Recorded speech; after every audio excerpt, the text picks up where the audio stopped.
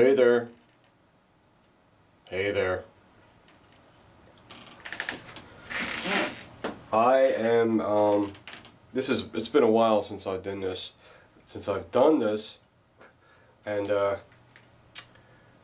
want to give you an update on some cleaning products, preparation products, polishing products, and lubrication and, gun cleaning stuff. Got a lot of, as usual, like I always say, got a lot of new people watching now, and they are not only new people, they are very, very new gun owners.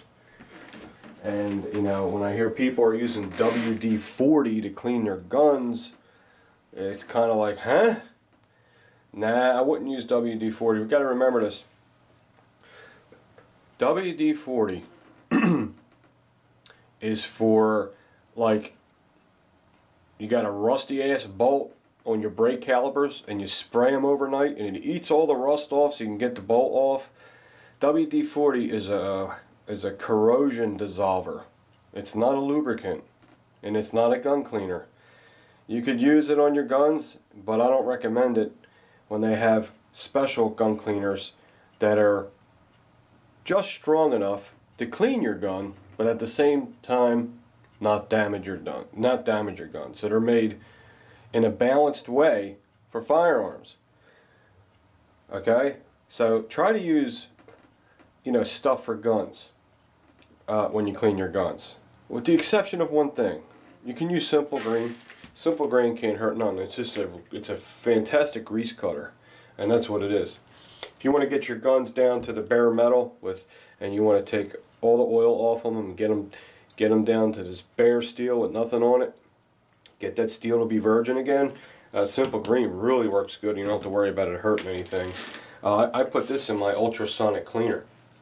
If I can't get this stuff's expensive. This is $15 for this thing. Alright? And I don't know how many, I might get like 20 or 30 cleanings out of it. But you don't have to buy this special turbosonic stuff. It doesn't work any better, it really doesn't, than Simple Green. Now Simple Green, if you have an ultrasonic cleaner too, you can get one of these big ass things. How much is this? Of course there's no price tag on it, but it's a fraction of what that would cost. And this is highly concentrated. And you just put a couple, like a shot glass in here and then fill the rest up with water. And it works very, very well. When I first seen someone cleaning their guns with Simple Green when I was a newer gun collector, I was like, what? But it's true, it's fine. Yes, you can use Simple Green. Simple Green's good. But remember, it's not a solvent and it's not a lubricant. It's just a degreaser. So, but it works good. I mean, as far as the ultrasonic cleaner goes, the Simple Green works fantastic. That's all I use. I'm not even going to buy this anymore. I'm just going to use this for an emergency. Because it's crazy to spend all that money on that. Just a couple updates. A lot of people want to hear about the frog lube, because that's like a kind of a big fad right now. Frog lube works very well. As a matter of fact, let me hold on. I just did my STI 1911 with the frog lube. How nice that looks. That's all frog lubed. And what I like about the frog lube is it conditions the steel and at the same time doesn't make it slippery. Okay. But I have frog lube on my STI 1911. There's a lot of different ways you can use it. I was watching a video this morning. This guy's slamming frog lube, telling people it doesn't work and it's all hype and it's bullshit. Well, he's wrong. He's wrong. And then when I heard him say, well, I use Rem oil, then I was like, okay, he lost all credibility. Because Rem oil, it's gun oil, but it's very watery. Do you see Rem oil here? No offense to Remington. I got one of their 1911s, but I know that Rem oil's been around forever, and the old timers probably swear by it. It's just too watery for me. It doesn't have enough body to it, so it allows the parts to cut through that watery texture and rub together more. That's why you want something a little thicker than Rem oil. Okay, which I might as well leave this out. But by the way, I just wanted to let you guys know I did frog lube this, but I did it in a different way. There's two ways you can frog lube. You don't have to heat it up with a blow dryer and all that. You can. That's the way the paste works. If you don't feel like doing that, you just want to give your gun a quick cleaning and a conditioning, you use the liquid. Because this liquid also is a cleaner, a lubricant, and a rust preservative product. And it definitely preserves it, is rust, because I have my whole AR-15 coated in that stuff, and that AR-15 still has like a waxy feel to it. Not slippery, waxy. Big difference. Because if it's slippery, I wouldn't be able to grab it and, cock it like that. And I just did this yesterday. It keeps the moisture out of the steel, and it protects your firearms. So that's another way you can use frog lube. You don't have to use a blow dryer. But the best result, how the frog lube works is, you heat it with a blow dryer till it's hot enough that you can't touch it, and you put it on and let it sit for an hour, and you wipe it off, and after you shoot your gun, all you have to do is wipe it down with a rag, and it's ready to go again. And I find that to be true because I did it to my Glock 27. I have not yet oiled my Glock 27 since I've used the frog lube. All I do when I'm done shooting the Glock 23, I take it home, I wipe it all down, I run a dry patch through the barrel, and it takes the dirt out, and the gun is extremely reliable. When people promote products and they tell you how great they are, not too many of them work as good as they say they do, but they do work. I'm not going to say frog lube is like the next best thing. It's the best lubricant preservative of all time. I'm not going to tell you that, but I will say this: it definitely works. I like it. Another great thing about it is I can clean my gun in my living room with the windows closed, because it's all natural and it smells like winter mint or spearmint, and it doesn't annoy everybody. That's another cool thing. So I can sit in my living room, lay an old towel down, take my whole gun apart, take my time, watch TV, enjoy myself, clean my gun, not have to worry about, the wife going, "Oh my God, that stinks, open a window." That's really, really a really cool thing about frog lube. Is it all I use? No. It's not all I use. It's one of the things I use. I like to use everything so I can have an opinion on everything. You know what I'm saying? So there's an option for you with this stuff. You really, Jesus. Okay, what are we talking about? Frog lube? Yeah. Frog lube works good. It works very good. I have it. When I run out, will I buy it again? Absolutely. Just for the fact that sometimes I just don't like all them chemicals, and I want to chill out in my living room and clean my gun and not have to worry about the chemical smell, and it doesn't hurt anything. So that's my view on it. Ballistol, of course, I love Ballistol.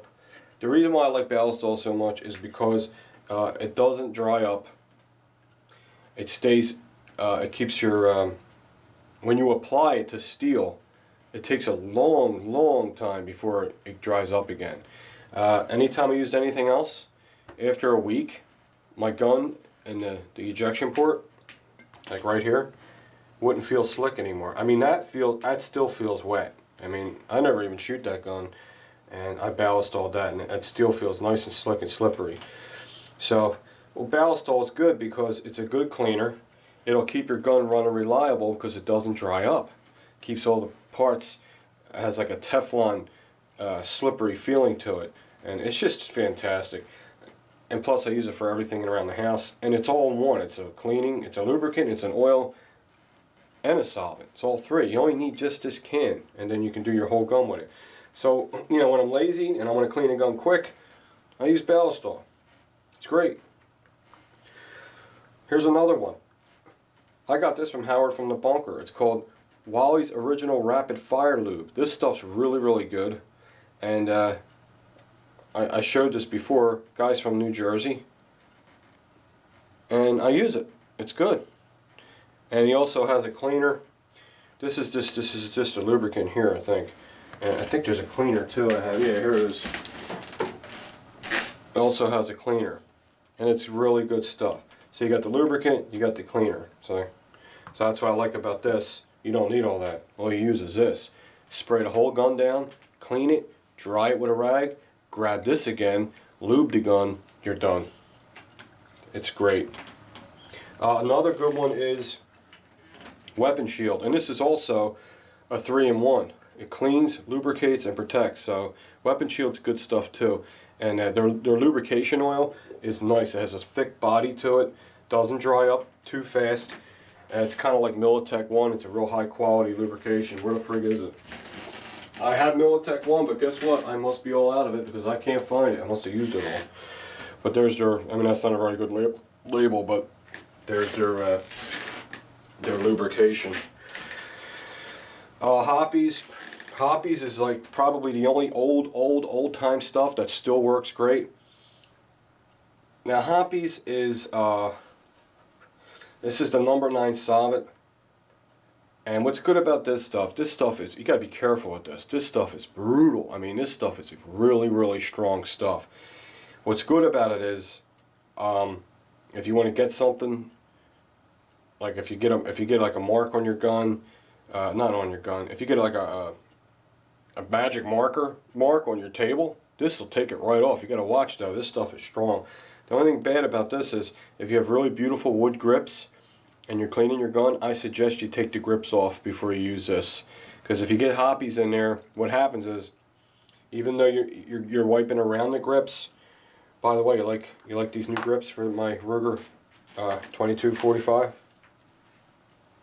I took them wooden ones off, and remember I said I want to put black ones on here? These are Warrior grips. I got these off eBay. These are really sweet. They're made out of real high quality plastic. I mean, they're not plastic. I don't know what they are.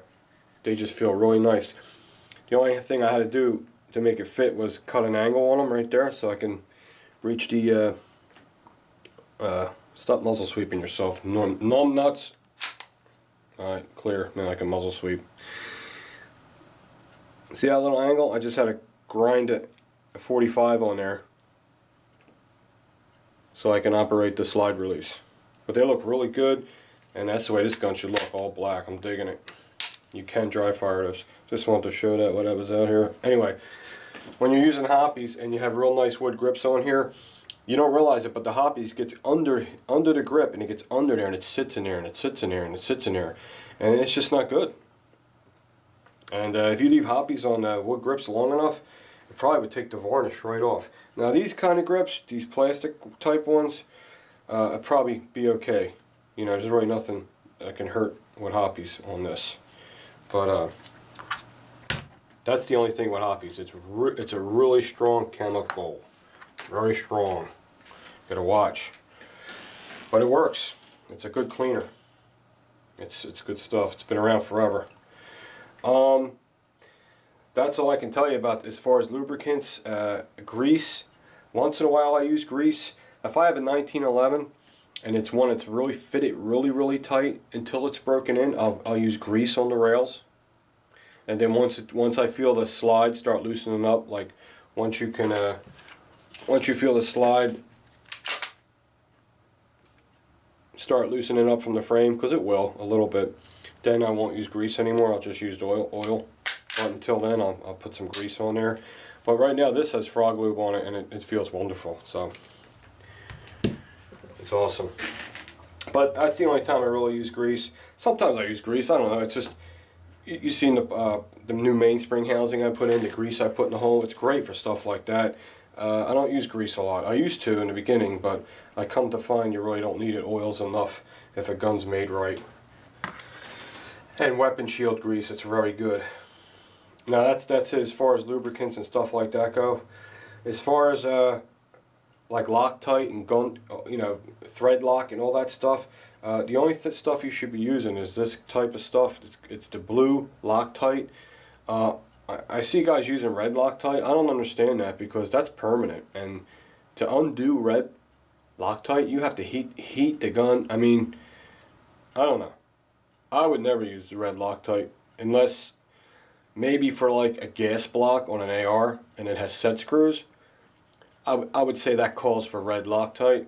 But as far as scopes, grips, any kind of other screwing into a gun, this stuff works phenomenal. This gun tight.